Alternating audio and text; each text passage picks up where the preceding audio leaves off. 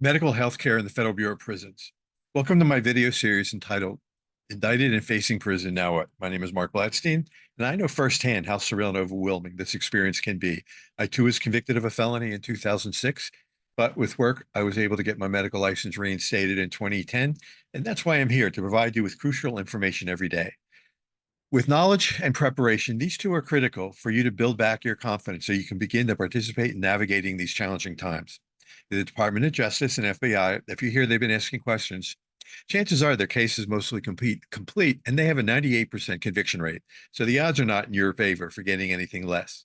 Going to trial is possible. And if you feel that you're in the right with enough support from your law firms, then understand that one, you don't want to aggravate the judge like Sam Bankman-Fried did, because they may just wind up not only incarcerating you at that time, but you're going to need to go back to that same court for leniency later, unless 0.2% win. So it's important that knowledge is power, and that's what I'm putting you in your hands. Delaying your next step could and will have severe consequences. What is the next step? Your future's at stake, which is why it's critical to hire a legal team with a proven track record of successfully defending cases like yours. Just don't settle for experience. Choose a team that can get you the best possible outcome where you think that they are a good fit for you. Making the correct choices today can help you move forward with confidence tomorrow. Should you have questions, please do not hesitate to call and consider engaging my services at 240-888-7778. This is your life and your future. Healthcare. Long before you ever get to your pre-sentence interview, preparation for what is to come includes understanding the four levels of medical care and providing all of the relevant information clearly defined before the interview.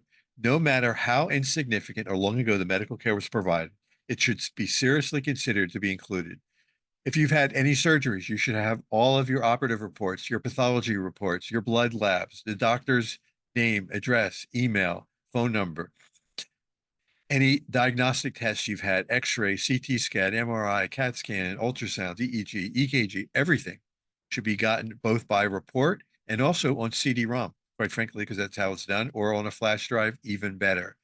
Medications and medical devices, all of your doctor's records need to be included, everything. And the doctors need time and hospitals need time to get all this together for you. So it can't be done overnight quickly. You need to have prescriptions for your medical devices, CPAP, BiPAP, prosthetic devices, and medications. Regarding medications, we'll talk about in a minute. And so care level, they're divided into four care levels. Care level one is the healthiest individual who usually doesn't have or hasn't been to the doctor, and you don't go to that frequently. The care levels two is most of the population, like a good internal medicine practice. Care level three is just shy of being of needing 24/7, 365 nursing hospital care. It's for people who maybe can't participate in ADL or activities of daily living and have other conditions that would normally put them into a hospital category, but they're not needing 24/7 care. Maybe they need outpatient type services for medical or mental health. Care level four, those just needing 24/7, 365, and don't go out of your way um, to be able to be put into a category of category four, because they house all security levels, violent and non-violent.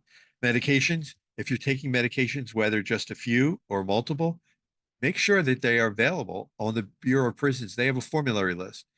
Even outside in your own private insurance, healthcare or Medicare or Medicaid or whatever your insurance care is, they all have formulary, which means they're the drugs that are covered.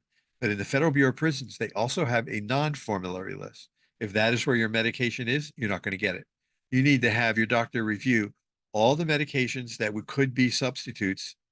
And if they haven't tried them, then to try them. And if they have tried them and not worked, they need to be very clear in their records. And if they're not available at all, then it needs to be very clear why this would inhibit your continuity of care and your health care personally. Second opinions. If you're lucky enough, if you need a second opinion and you're lucky enough to get a second opinion, it could take up to 3 years to get the second opinion. And even though the second opinion provider or physician makes a recommendation for your care at your institution or facility, the clinical director does not have to follow those recommendations. That's important. You may get a recommendation, but the Bureau of Prisons doesn't have to do anything with it. The Bureau of Prisons will use all the information that you have to determine whether you have any medical or mental health care needs that will affect your placement. To the extent that happens, continuity of care in the Federal Bureau of Prisons depends on a comprehensive preparation for your pre-sentence interview, followed by verifying that the pre-sentence report for accuracy. This cannot be overemphasized. To engage my services or should you have further concerns and want answers to your questions, call me today at 240-888-7778, 240-888-778. This is my personal cell, and I answer and return all of my own calls. You can also gather more information on my website at PPRSUS.com, P as in Paul, P as in Paul, R as in Robert, S as in Sam, US.com. I thank you for tuning in today, and have a good day.